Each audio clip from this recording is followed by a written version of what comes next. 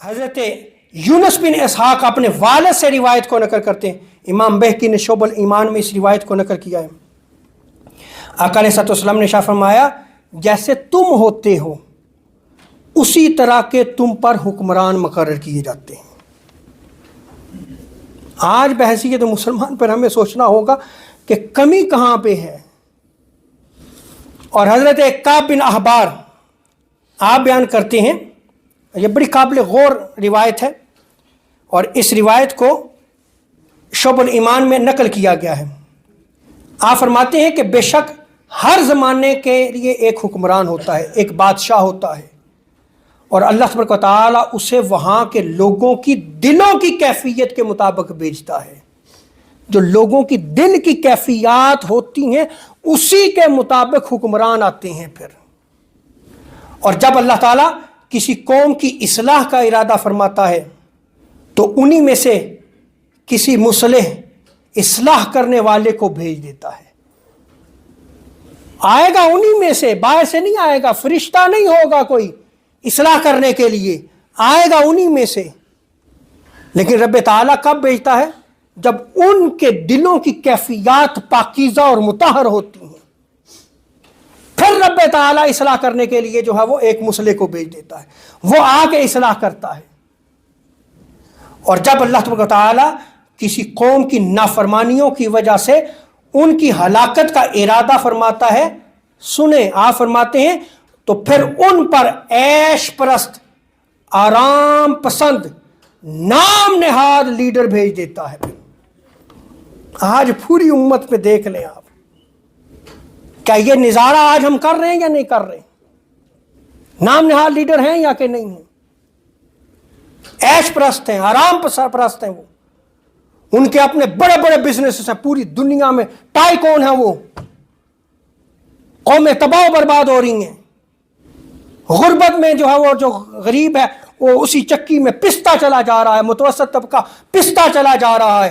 اور پھر یہ ظلم و ستم صرف اوپر جو حکمرانوں تک نہیں ہے، کہ جہاں جہاں ہمارا سیٹ اپ جاتا ہے، جہاں جہاں منصب کی اور اقتدار کی بات ہوتی ہے، وہیں پہ یہ سارا سسٹم آپ کو ایک ہی لڑی نظر آئے گی، آپ کو کوئی مختلف نہیں ہے. اسی لیے آقا علیہ السلام نے ارشاد فرمایا، ابن ماجہ کتاب الفتن میں اس روایت کو نقل کیا، مسند ابو یعلا میں، مسند حاکم میں، مسند بازار میں اس روایت کو نقل کیا گیا.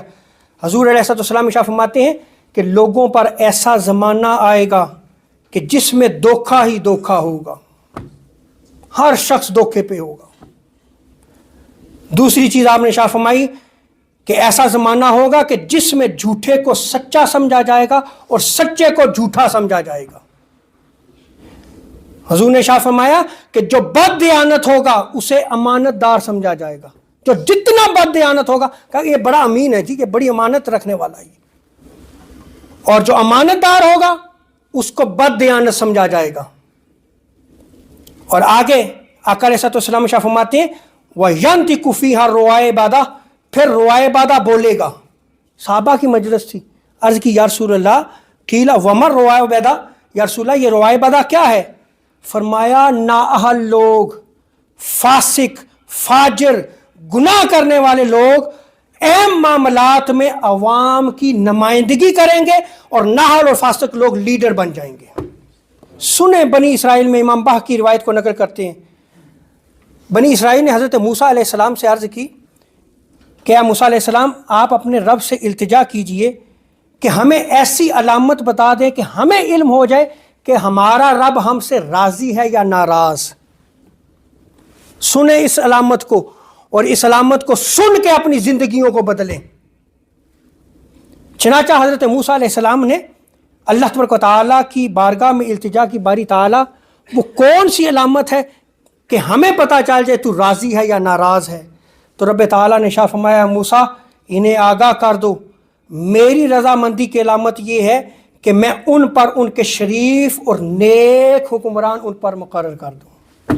میں راضی ہوں تو میں نے نیک حکمران ان پر بھیج دوں گا میں. اور میری ناراضگی کی علامت یہ ہے کہ میں ان پر شریر اور ظالم لوگ ان پر مقرر کر دوں گا.